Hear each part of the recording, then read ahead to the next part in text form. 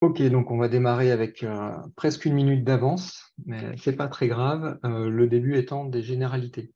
Donc le webinaire que nous vous proposons aujourd'hui concerne un sujet qui peut paraître complexe au premier abord, puisqu'il s'agit d'une analyse de la valeur appliquée aux interfaces des postes d'aiguillage en région PACA.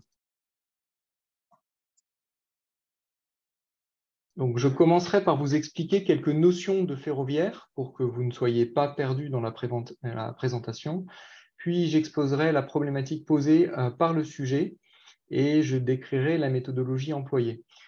Je déroulerai brièvement l'analyse de la valeur réalisée en mettant quelques exemples d'outils utilisés pour faire ensuite ressortir les apports de la méthode et ses résultats. Donc, pour commencer, les quelques notions de ferroviaire pour ceux qui ne maîtrisent pas forcément le sujet. Donc, tout d'abord, le transport ferroviaire est un transport guidé. Il n'a qu'un seul degré de liberté et les conducteurs n'ont pas de volant. Il est donc nécessaire d'avoir des aiguillages pour diriger les trains d'une voie à l'autre selon les directions à prendre. Par ailleurs, le transport ferroviaire se caractérise par un roulement d'un essieu en acier sur un rail en acier. On a un faible coefficient d'adhérence qui est intéressant énergétiquement, mais il impose des distances de freinage très importantes qui doivent être gérées par une signalisation particulière. En conséquence, pour faire circuler les trains, on a besoin de commander des aiguilles et des signaux. Donc la commande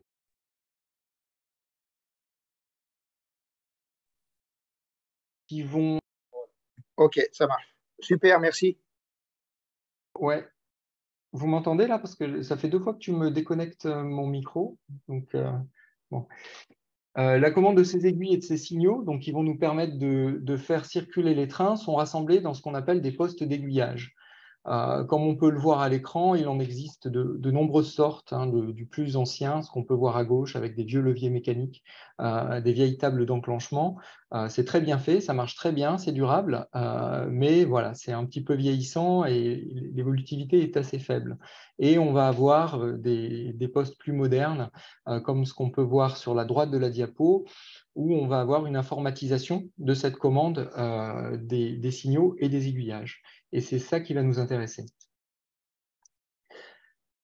Donc, la modernisation de ces postes d'aiguillage qui se fait essentiellement par leur informatisation, avec aussi une centralisation de cette commande. Donc, on met en place sur le réseau, au fur et à mesure, ce qu'on appelle une commande centralisée du réseau, CCR, et avec une interface qu'on va appeler IHM Mistral. Donc, IHM, interface homme-machine, et Mistral, c'est le nom de ce type d'interface qu'on va utiliser pour commander justement les signaux et les aiguilles. Donc, la mise en place de cette interface et son découpage géographique va être l'objet de cette analyse de la valeur. Pardon. Donc, je vais maintenant vous exposer les problématiques qu'on a sur le périmètre de la région PACA. Donc, on a plusieurs projets qui sont en interface. On a un premier projet qui s'appelle HPMV, donc qui veut dire Haute Performance Marseille-Vintimille, et qui correspond à la modernisation de la signalisation entre la sortie de Marseille et la frontière italienne à Vintimille, ainsi que la centralisation donc, de la commande des signaux et des aiguilles de toute cette zone, donc de tout cet axe-là, à l'intérieur d'une CCR, donc d'une commande centralisée du réseau. Ça, c'est le premier projet. On a un second projet majeur, qui est le projet Ligne Nouvelle Provence-Côte d'Azur, et qui concerne également le même périmètre, un petit peu plus étendu et avec la mise en place de réaménagement, de plans de voies de gare, des dénivellations de bifurcation pour pouvoir faire circuler plus de trains, etc. etc. Donc, on a vraiment un projet qui est majeur pour la région et qui va se décomposer en 2 phases. Une première phase avec une partie d'aménagement et une seconde phase avec une autre partie des aménagements un petit peu plus avancés, et notamment la gare souterraine de Marseille. La mise en place donc, de la CCR est une démarche qui est nationale. Et sur le périmètre PACA, donc, au sein de la future CCR basée à Marseille, en plus du périmètre Marseille-Vintimille, il est prévu d'y intégrer le reste du périmètre provençal, donc en direction d'Avignon, Miramas, etc. Et le schéma directeur initialement construit, donc il y a déjà maintenant quelques années, ne prenait pas en compte le projet LNPCA qui n'était pas suffisamment avancé et avec un phasage qui n'était pas forcément le même. Et notamment la future gare de Marseille en souterrain et ces raccordements sur le réseau existant qui va venir perturber un petit peu tout ça. Donc, une remise à plat était nécessaire et donc c'est un peu l'objet de cette analyse de la valeur.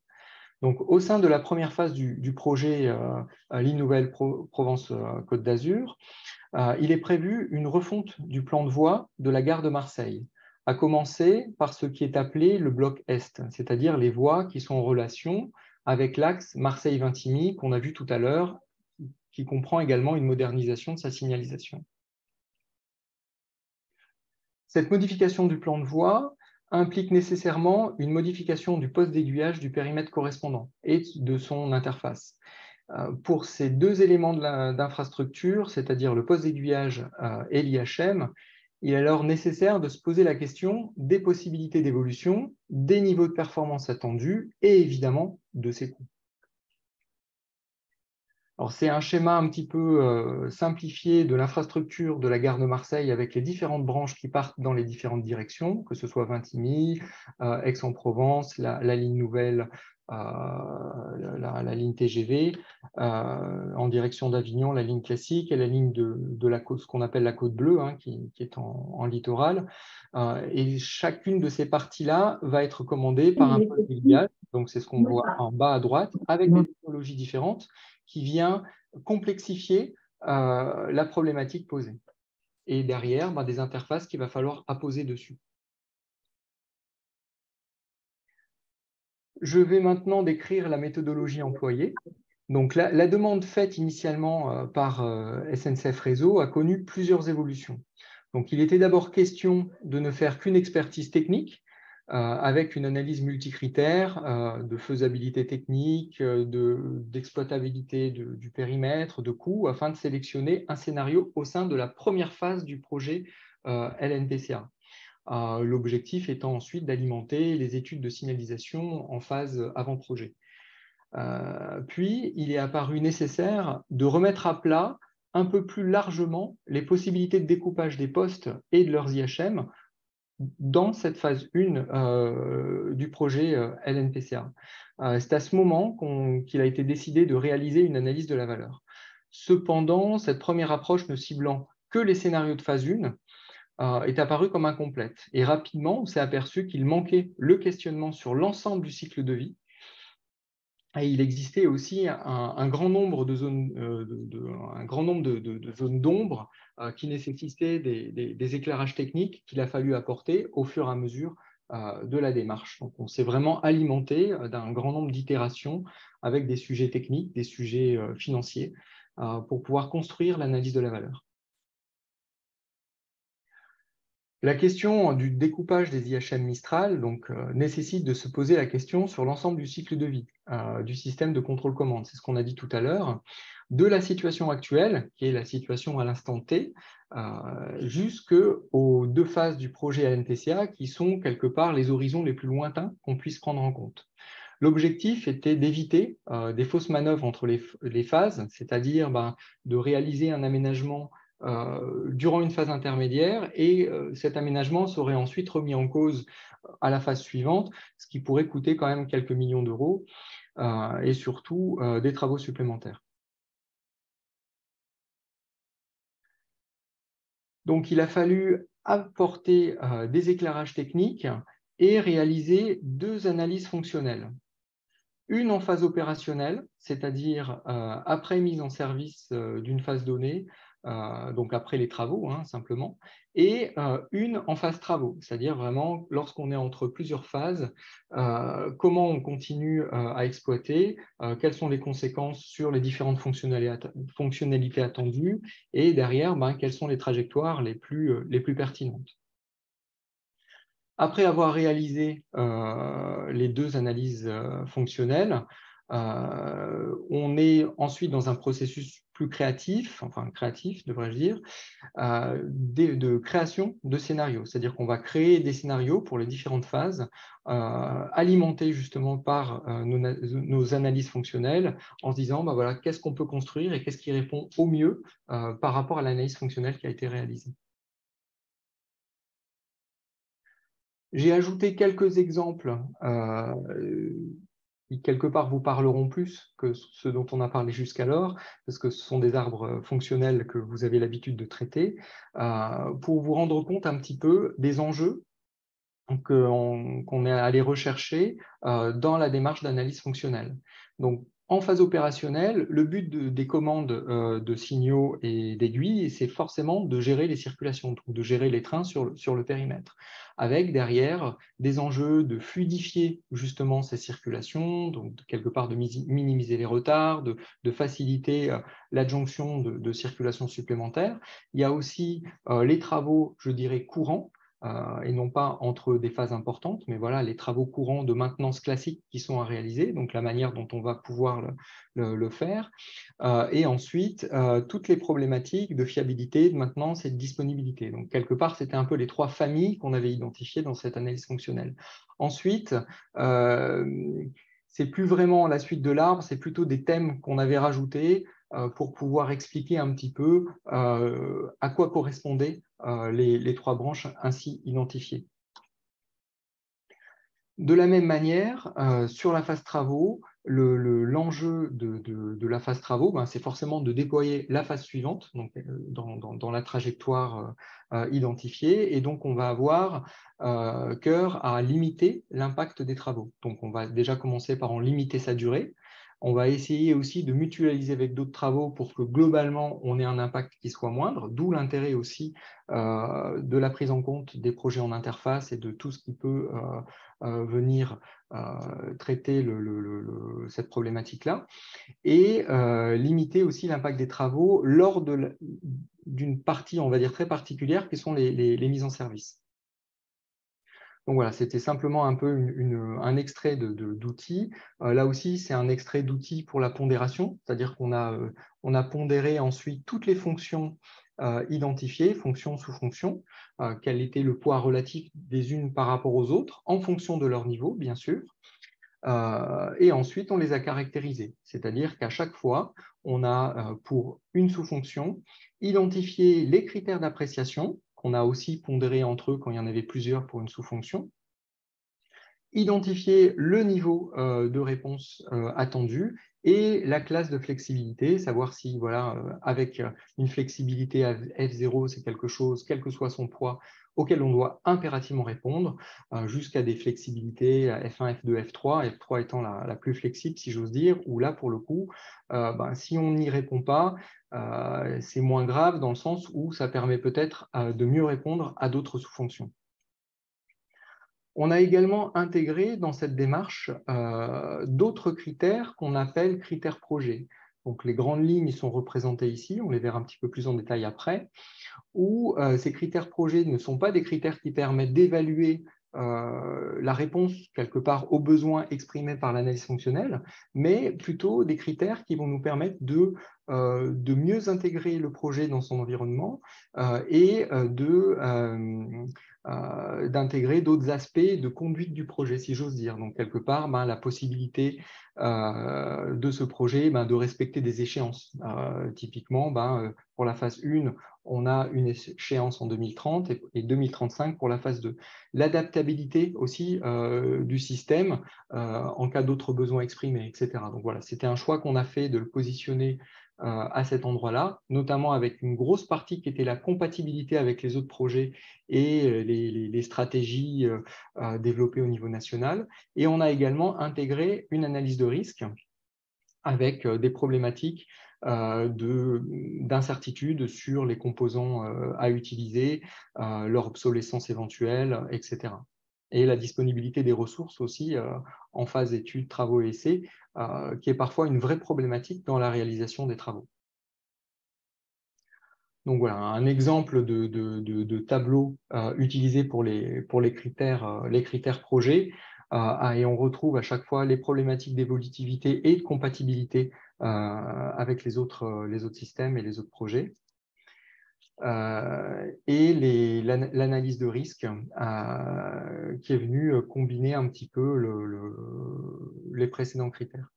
Également, voilà, donc, comme une analyse fonctionnelle classique, je dirais, on intègre toutes les contraintes, c'est-à-dire voilà, des éléments à respecter, je dirais, strictement, et qui ne changeront pas, quelle que soit la solution adoptée, évidemment, avec la fonctionnalité, on va dire, si j'ose dire, principale de la contrainte, ça va être d'évacuer des solutions lorsque les contraintes n'auront pas été satisfaites. Donc, c'est quelque chose qui va nous aider aussi dans le processus créatif de construction des scénarios, d'évacuer des scénarios qui ne répondent pas aux contraintes imposées. Donc, ce qui nous amène ensuite à l'analyse de la valeur. La première étape a été de commencer par la fin, si j'ose dire. C'est-à-dire qu'on commence par les scénarios cibles, c'est-à-dire vraiment sur la dernière étape de ce que devra être le système dans sa globalité. Donc, grâce à l'analyse fonctionnelle de phase opérationnelle, on a pu décrire puis évaluer les taux de couverture des besoins selon les différents scénarios à l'étude, hein, ce qu'on a vu tout à l'heure, donc ce qu'on a pu construire. On a intégré donc les critères projets, les critères de risque, pour derrière identifier les coûts. Donc les coûts complets sont évidemment intégrés dans l'analyse. Alors par coût complet, on comprend les coûts d'investissement qui intègrent les études, le matériel, le logiciel utilisé, puisque c'est une interface informatique, les essais, etc. et les coûts d'exploitation. Les coûts d'exploitation, c'est quelque chose qui est quand même relativement important et on s'aperçoit dans l'analyse que c'est quelque chose qui pèse souvent beaucoup plus lourd que les coûts d'investissement. Ces coûts d'exploitation sont évalués avec des hypothèses d'organisation des équipes au sein des centres de circulation, donc les gens qui vont justement manipuler les signaux et les aiguilles. Et en fonction des scénarios, on aura des organisations différentes et donc forcément des coûts d'exploitation différents. Voilà, donc ce qui veut dire que systématiquement, comme on l'a vu tout à l'heure, à chaque fois, pour chaque critère, on va l'évaluer de 0 à 100 si le critère est complètement, grâce à un scénario X, on répond complètement au critère, bah dans ce cas-là, on est à 100%. Si jamais le critère est absolument pas satisfait, donc dans ce cas-là, ça sera 0% et avec toutes les gradations possibles. Et ensuite, on y intègre les pondérations des sous-fonctions et les critères entre eux s'il y a plusieurs critères pour une même sous-fonction. Ce qui nous permet ensuite de faire un assemblage et donner une note à chaque scénario et d'avoir une représentation qui essaye d'être la plus lisible possible, même si c'est jamais très simple de représenter des valorisations de scénarios lorsqu'on a, on va dire, plusieurs axes, parce que là, on a quelque part 3 dimensions. On a la performance du système qui est en ordonnée, on a les coûts, donc l'estimation des coûts qui est en abscisse, et on a ce que j'appelle une 3e dimension qui est le critère projet, qui est la taille de la bulle. Et c'est l'indication que vous voyez au centre de la bulle, typiquement la bulle verte, qui est le scénario qui finalement a été retenu, est à 73%, c'est-à-dire que ce scénario qui s'appelle axe azur répond de manière correcte à 73% voilà, des critères projets qu'on a indiqués. À ce stade-là, on a estimé que la partie risque n'était pas discriminant entre les scénarios. C'est pour ça qu'on l'a mis de côté. On l'utilisera lorsqu'on fera l'analyse de la phase 1, mais pas à ce stade-là. Voilà, si on représente sur le schéma une représentation schématique du nœud de Marseille, ce scénario-là, on a 300 de circulation, Donc, c'est-à-dire qu'on va avoir 3 groupes de personnes, si j'ose dire, qui vont venir gérer les circulations sur ces périmètres-là, avec une forte cohérence de ce découpage-là avec les flux de circulation, qui était évidemment une de nos principales exigences dans la construction des scénarios, puis ensuite dans leur évaluation, avec aussi une facilité de maintenance du fait qu'on ait 3 centres de circulation. C'était plus facile de gérer les problématiques de maintenance plutôt qu'avec 2 centres, par exemple. Et ensuite, d'autres fonctionnalités sont venues appuyer sur ce scénario-là. Donc, en seconde étape, on s'est occupé des scénarios de phase 1. Donc, on a réutilisé l'analyse fonctionnelle de phase opérationnelle qu'on a utilisée pour la situation cible, avec les mêmes critères de performance du système, des critères relatifs au projet, les risques et les coûts complets. Et ensuite, on redéploie la même méthodologie qu'on a vu tout à l'heure avec quelques extraits d'outils. Alors évidemment, comme on est sur des phases intermédiaires, les niveaux de performance mesurés sont plus faibles. Et les coûts sont également plus faibles, forcément, et notamment du fait des coûts d'exploitation. Donc les coûts d'exploitation, durant cette phase-là, on les actualise sur 5 ans, au lieu de 20 ans pour la situation cible. Donc là, dans le graphique qui est présenté, ce qu'on avait appelé le scénario 4D, qui représente le scénario qui était le plus abouti techniquement, c'est-à-dire avec le plus d'évolution technique, apparaît comme le plus performant.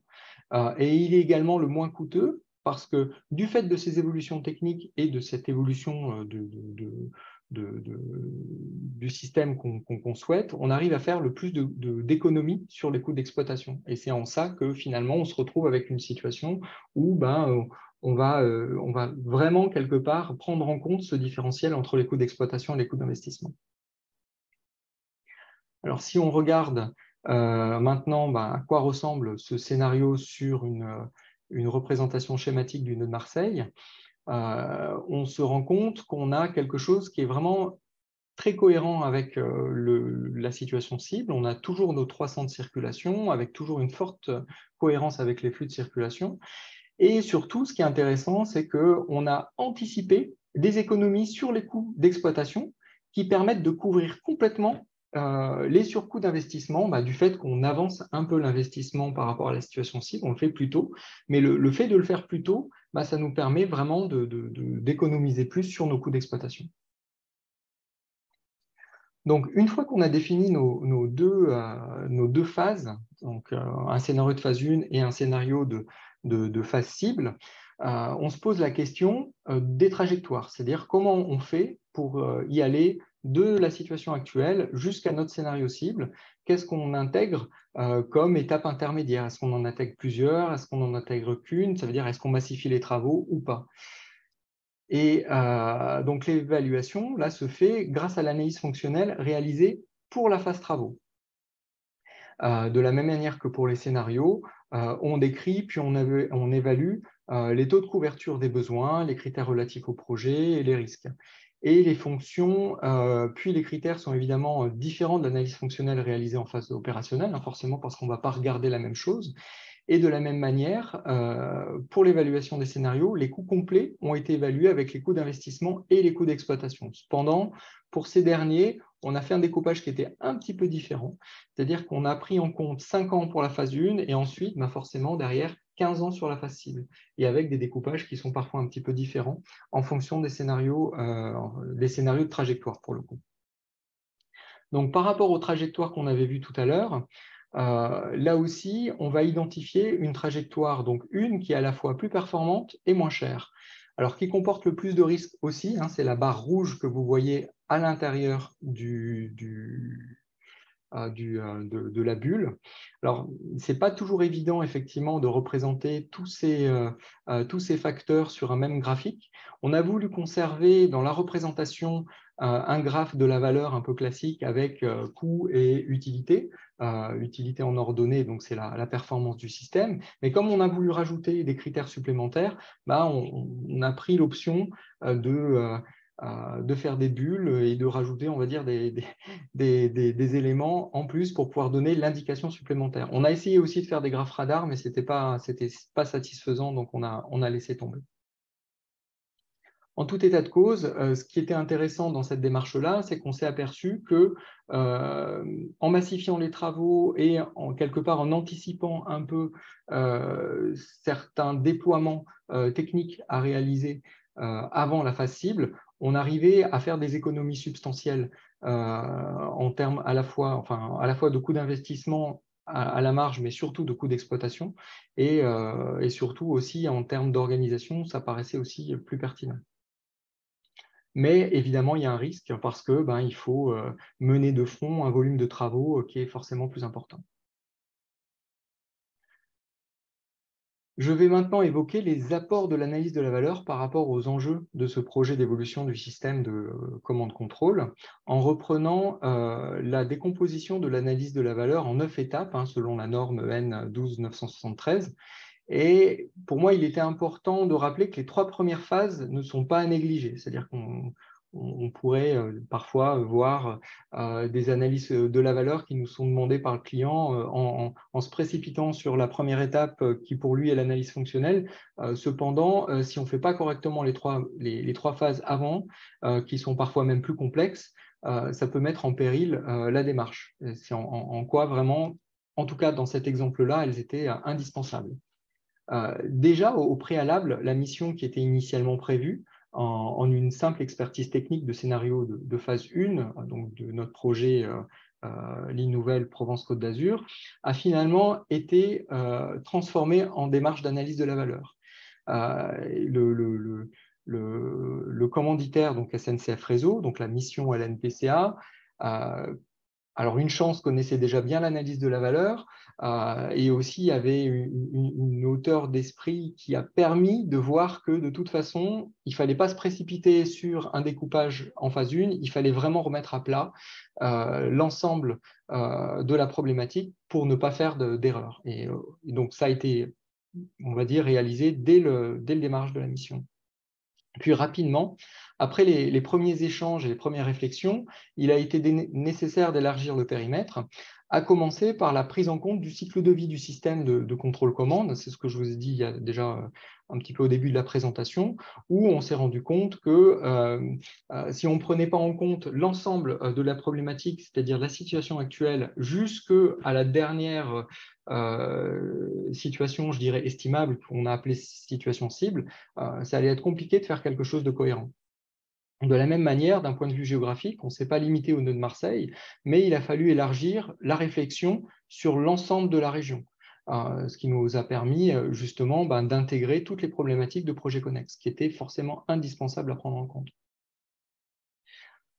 Et là, sur la définition de l'opération, on s'est rapidement aperçu que les enjeux étaient plus larges que pouvait le laisser entendre notre première idée.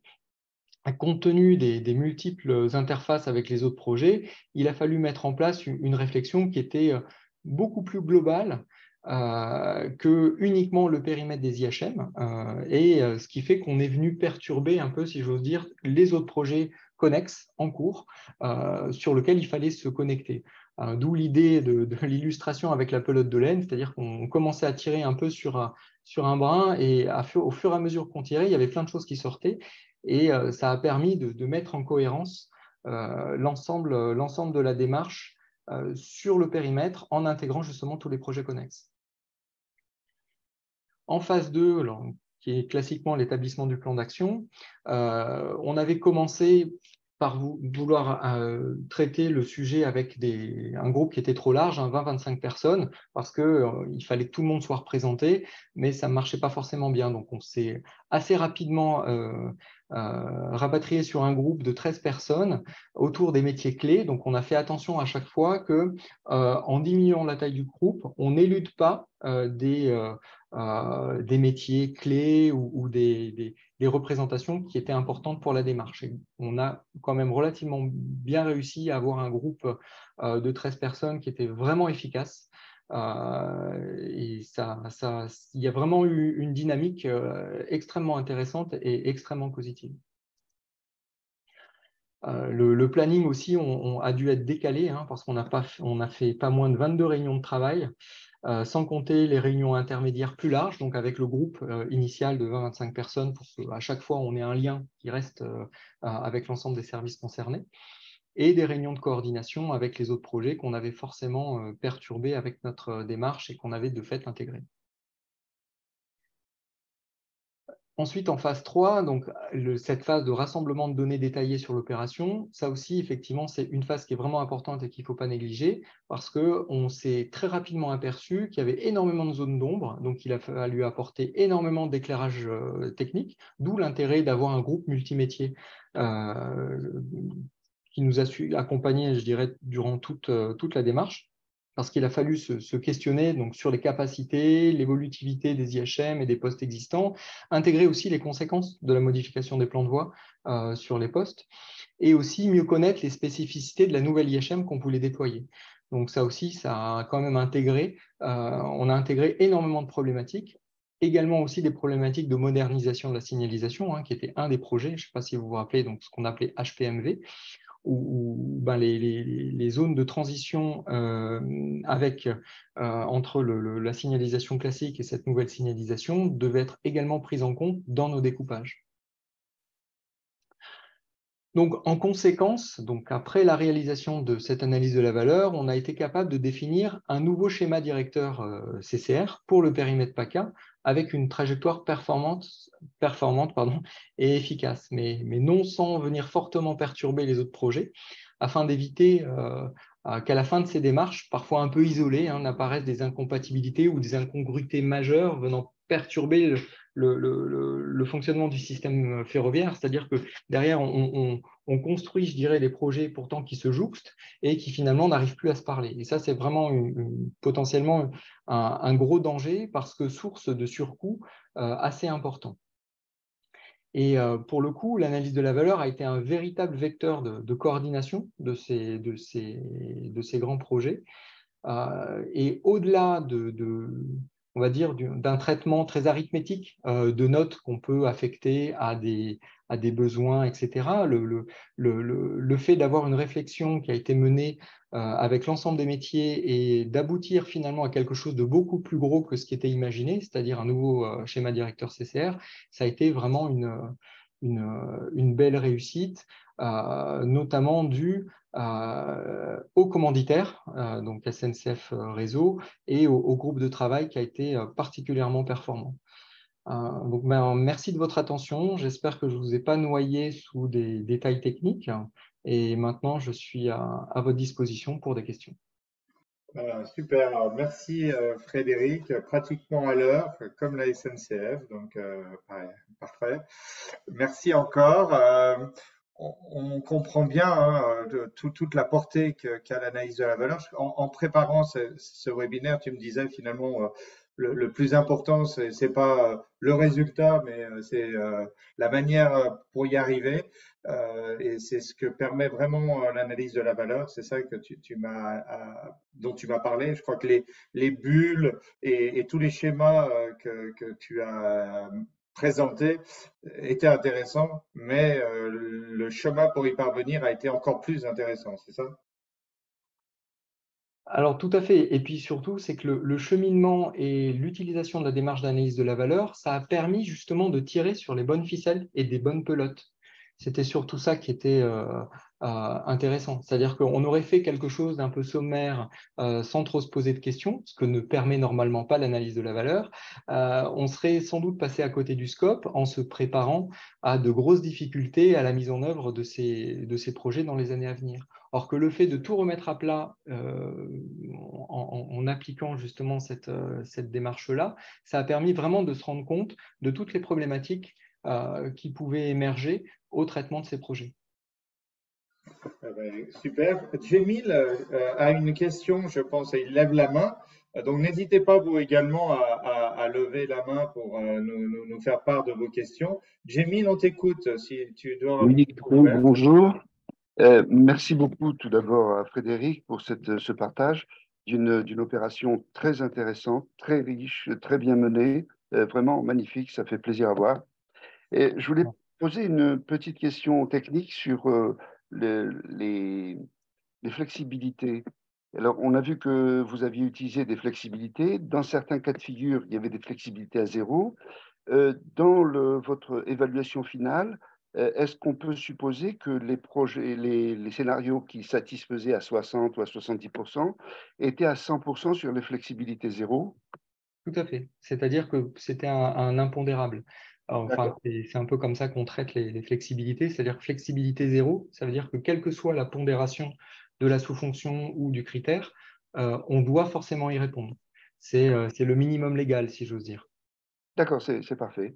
Alors, sur les bulles, là, votre système de représentation avec 4 informations simultanées est parfait, hein. Je trouve ça très lisible. Le fait qu'il y ait des bulles et de rajouter le risque avec ces barres en rouge, ça reste tout à fait lisible. On a peur de trop charger, mais là, pour des décideurs, vraiment, on voit bien. Enfin, très bien, merci. Je ne vais pas monopoliser le micro.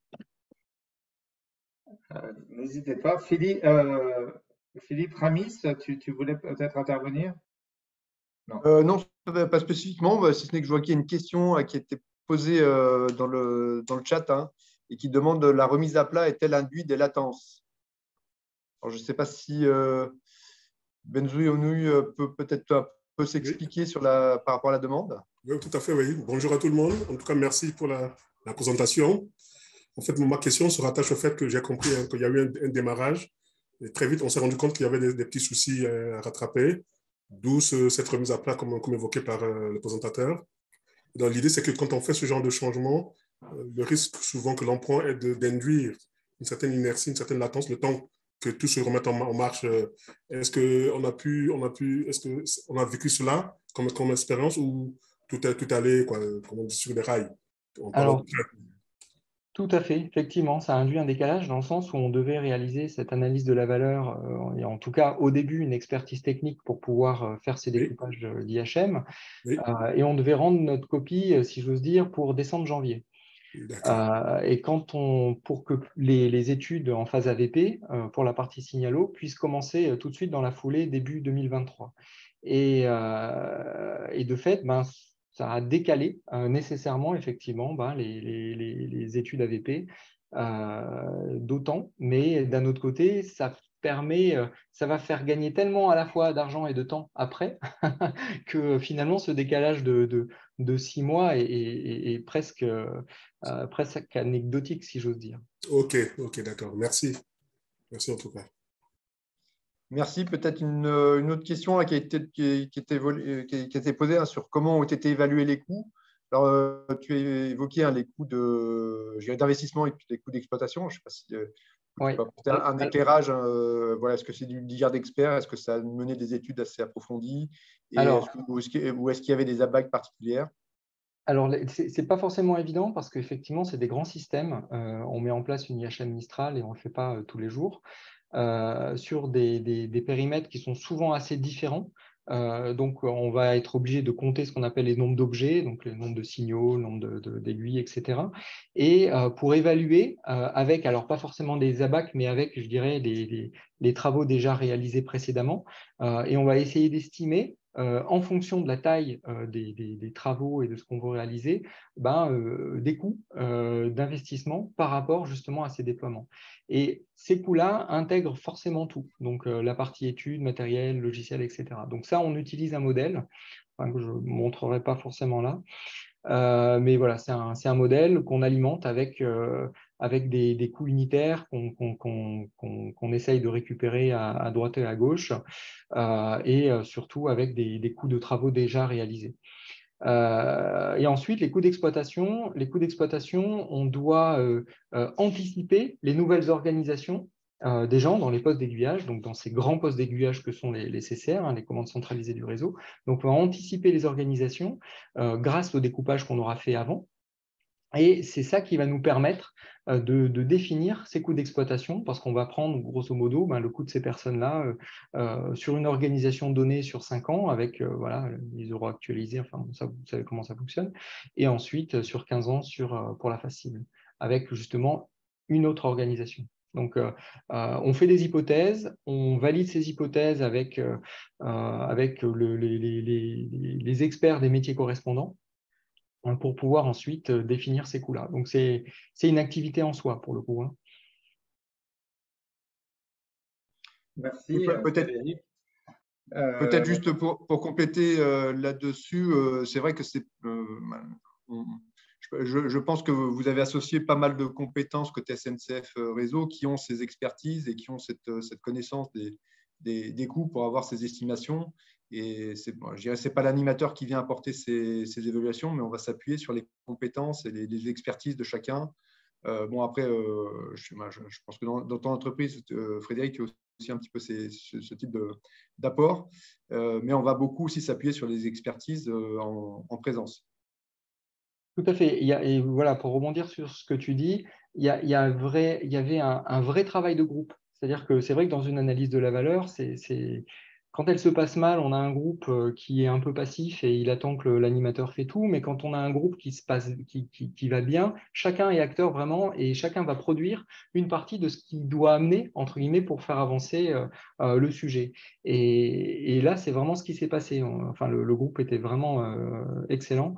Avec le pilote SNCF Réseau de la démarche qui savait vraiment quelque part où aller, comment y aller, etc. Et ça a été, je dirais, presque honteusement facile, tellement le groupe marchait bien. Est-ce que vous auriez d'autres questions à poser à Frédéric? N'hésitez pas à nous faire part de vos questions ou à nous les mettre dans la discussion. Jamil a levé de nouveau la main. Jamil? Oui, c'est juste une remarque sur ce que vient de dire Frédéric. Ça a peut-être marché aussi parce qu'à la SNCF, que je connais un peu pour avoir travaillé avec beaucoup de groupes chez eux, ils sont assez disciplinés et avoir un groupe de 13 personnes avec la SNCF, c'est gérable. Avoir un groupe de 13 personnes dans certaines entreprises, c'est énorme déjà. Déjà à 20-25, vous aviez du mal, mais donc c'est peut-être une culture d'entreprise qui permet cela. Oui, peut-être aussi. Puis aussi, j'ai eu la chance de travailler avec donc celui qui avait lancé la prestation, qui quelque part connaissait déjà bien l'analyse de la valeur, donc il connaissait quelque part les enjeux derrière et qui a pu driver les gens qui participaient à ce groupe-là, parce qu'aussi il en avait une partie dans ses équipes.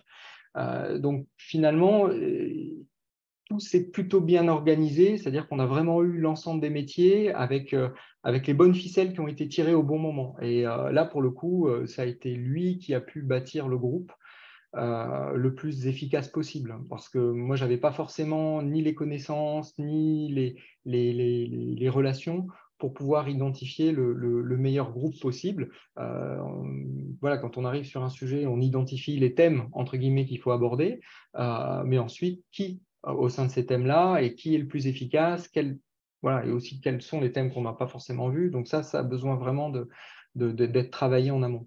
Et là, pour le coup, ça s'est vraiment très bien passé. Puis je vois que Marion a posé une question. Donc, les réunions étaient-elles prévues aussi nombreuses dès le départ? Absolument pas. Je crois qu'on a dû multiplier peut-être par 3, 4 le nombre de réunions. Donc, non, elles n'étaient pas prévues d'être aussi nombreuses. Mais voilà, ça s'est fait assez naturellement et il y avait vraiment besoin de le faire compte tenu de la complexité du sujet parce que plus on creusait et plus il y a des choses qui sortaient. Ça, c'est un petit peu la difficulté. C'est vrai que parfois, quand on amorce une analyse de la valeur, la difficulté et puis l'ampleur de l'analyse de la valeur sont parfois un peu sous-estimées. Et alors, soit on ne les traite pas forcément bien et de fait, on fait quelque chose qui ne correspond pas tout à fait à l'idéal, soit effectivement, là, on a la chance de pouvoir élargir un peu le spectre de la prestation et ça permet de traiter vraiment le sujet complètement et correctement. Ouais, Frédéric, j'avais une question. Pour évaluer là, les pourcentages que tu as mis sur les fonctions, vous les avez fait, ça a été fait comment dans les groupes? C'était pas compliqué ou... Si, c'est pour ça qu'il y a eu autant de réunions. Hein. Il y Ah, a des, c'était il y a- aussi pour il y a définir des ces chiffres. pourcentages.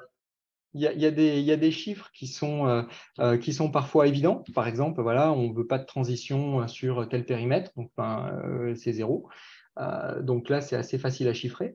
ou voilà, quand on a, ou alors parfois, compte tenu du niveau amont, je dirais, de la démarche, on n'a pas forcément le détail sur le détail précis sur la durée de tel type de travaux, etc., etc.